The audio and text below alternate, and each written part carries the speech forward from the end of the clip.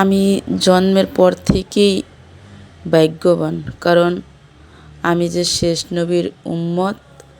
আলহামদুলিল্লাহ।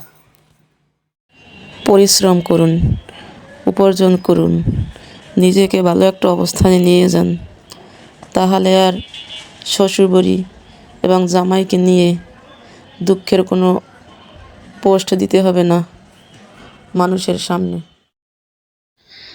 কোনো কিছু নিয়ে অভিযোগ রাখতে হয় না।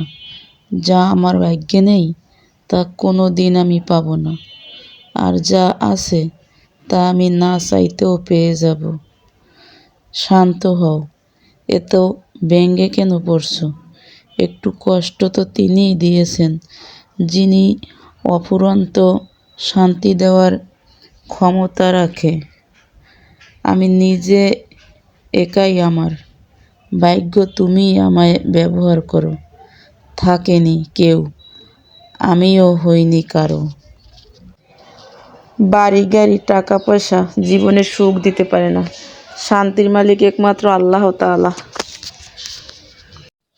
ভালো অভিনয় করা মানুষরা ভালো থাকতে পারে, কিন্তু যারা অভিনয় করতে পারে না তারা শুধু অভিমান করতে পারে।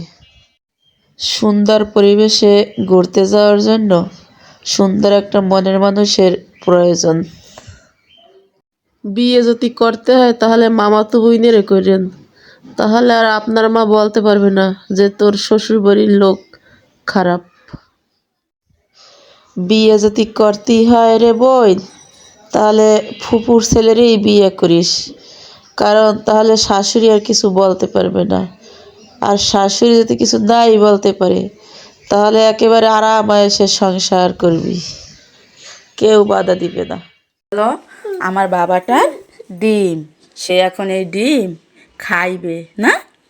আমার বাবাটা এখন আপেল খাইছে না, চিপস খাইছে, মুরগি বানাইছে, গরম এই তো জুড়ইবে, এই তো এখন আমার বাবাটায় এই ডিম খাইবে।